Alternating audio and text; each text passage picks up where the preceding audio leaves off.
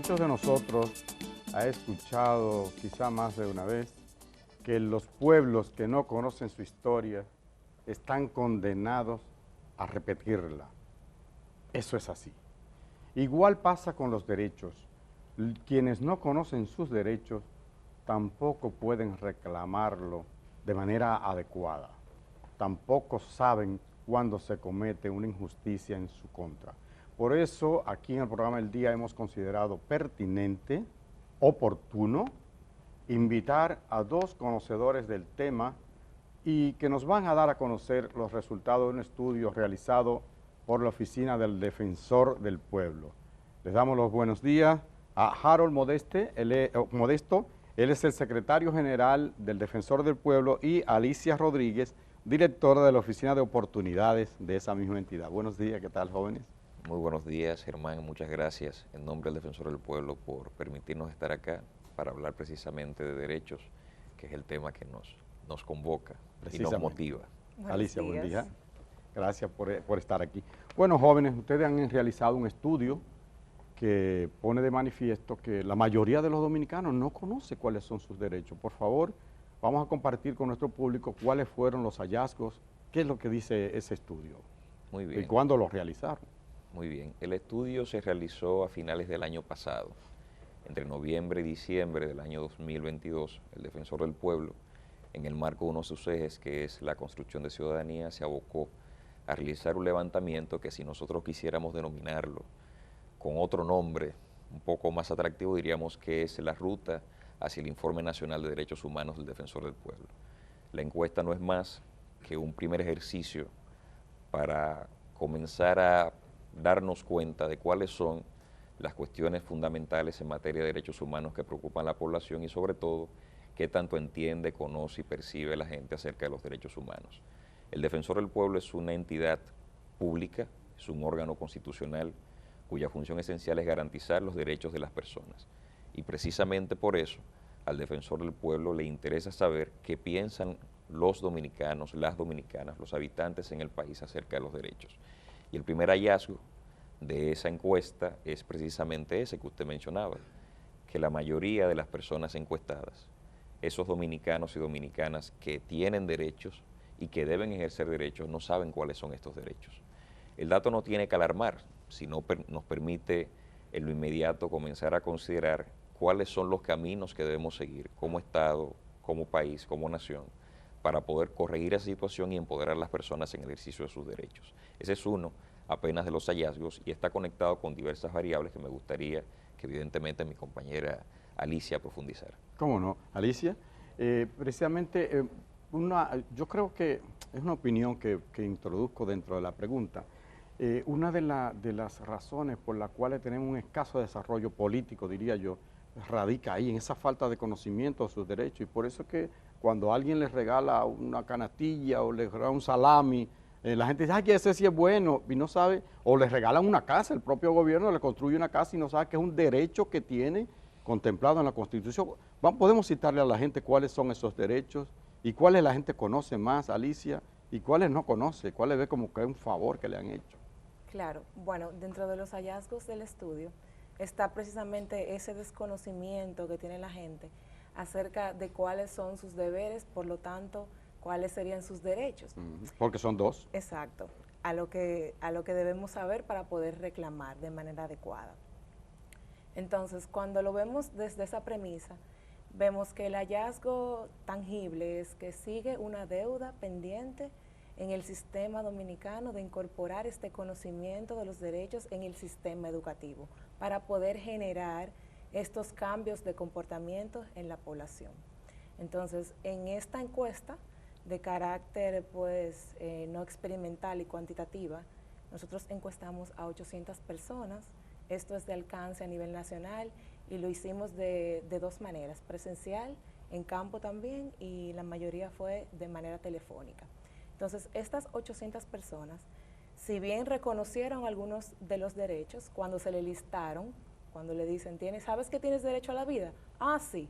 Al momento de preguntarles cuáles son los derechos que garantizan, que se sienten más garantizados, por ejemplo, mencionan el derecho a la educación.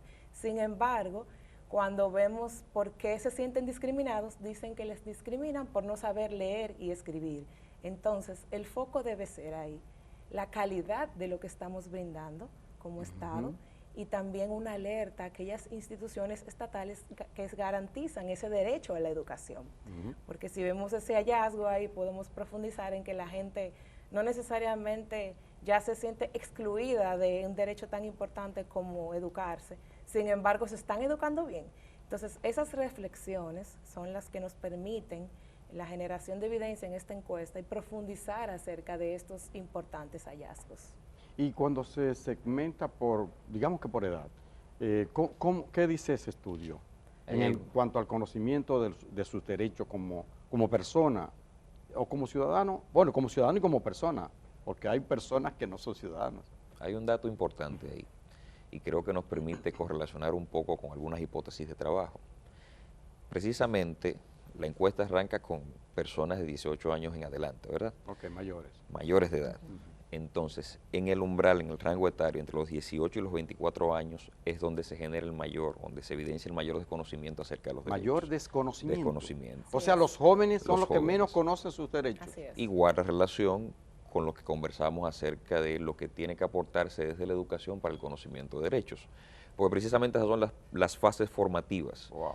Y si el sistema educativo no proporciona las herramientas, y yo creo que usted, nosotros, todos, hemos tenido la oportunidad de ver qué tanto nos dice el sistema educativo acerca de los derechos, entonces evidentemente los ciudadanos dominicanos no van a conocer los derechos y mucho menos van a poder ejercerlos, que es donde está la cuestión.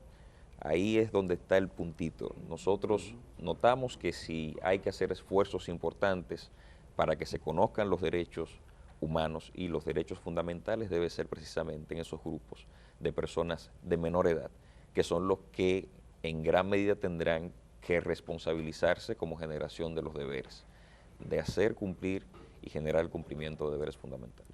Es decir, hay que comenzar, yo diría que hay que comenzar desde antes, desde niño de la escuela, creo que decía Alicia, ¿no? Y en cuanto a género, ¿quiénes, si se pudo discernir, si se pudo ver eso? Sí, la mayoría son mujeres. Y precisamente también las mujeres desconocen más sus derechos. Sí, y precisamente eso guarda correlación en que son de los grupos más vulnerabilizados. Es decir, si desconocemos nuestros derechos como mujeres, como jóvenes, pues vamos a ser también dentro de las más violentadas en el futuro, claro que sí. Y en términos geográficos, digamos, ¿se tiene alguna apreciación dónde la gente tiene más acceso o conoce más sus derechos y dónde menos? ¿En el campo, en la ciudad? Me imagino que hay una diferencia allí. Sí, nosotros utilizamos pues un alcance nacional por macrorregiones, tanto rural como urbano, y en la parte rural sí se desconocen más los derechos. Y evidentemente también esto nos enfoca a desarrollar políticas públicas diferenciadas y sensibles a las realidades socioeconómicas y territoriales de la República Dominicana, porque no es lo mismo la situación que viven los ciudadanos del Distrito Nacional que viven los ciudadanos de la frontera. Entonces, en ese sentido, este tipo de encuestas nos permiten reenfocar esas políticas públicas para que sean creadas por y para la realidad de la gente que los vive. Harold, muchas veces encontramos gente que dice, bueno, ese es un criminal o es un delincuente o ese muchacho estaba consumiendo droga, lo agarró la policía y qué bueno que le dieran sus palos. Así yo he oído gente que dice, qué bueno que el preso no es gente. Por ejemplo, vamos a hablar de ese segmento que ha estado en conflicto con la ley, ha cometido algún delito y muchos ciudadanos, incluso familiares, asumen que no tiene derecho y se le trata como a un can, para no decir lo que el pueblo llama como a un perro. ¿Sabe que ahí, Germán? Hay un elemento muy importante de la encuesta acerca del conocimiento de derechos, que precisamente cuando levantamos la información percibimos que la gente que dice desconocer sus derechos, cuando se le pregunta acerca de si se le violaron derechos en el último año, dice que no. Que no. No sé, porque precisamente no conoce cuáles son los derechos y todos tenemos derechos y muy probablemente a todos se nos violan los derechos todos los días. ¿Algún derecho se nos viola? Algún derecho. Derecho al tránsito, por ejemplo, derecho a la salud, derecho a la expresión. Sobre todo ese primero que usted mencionó. Sí. Pero mire, En relación a los internos de los centros penitenciarios, a los presos, como normalmente se les llama, es precisamente el tercer grupo en el que se identifica en la encuesta donde mayor vulnerabilidad la gente percibe. Y esto tiene que ver con que precisamente hoy por hoy nosotros estamos como sociedad muy inmersos en lo que pasa en el sistema penitenciario, en la realidad judicial y todo lo demás. Y cada vez que, por ejemplo, los medios comparten lo que aconteció en el día de ayer, que hay un motín en un recinto penitenciario, que hay un mal manejo de las autoridades, entonces se ve una vulneración de derechos. Pero por alguna extraña razón, nosotros no trabajamos duramente en cambiar esas realidades y tenemos años desde el inicio de la reforma procesal penal por cambiar algunas cosas. Este tipo de estudios, además, permite a los tomadores de decisiones darse cuenta de en qué cuestiones fundamentales las personas están prestando la atención.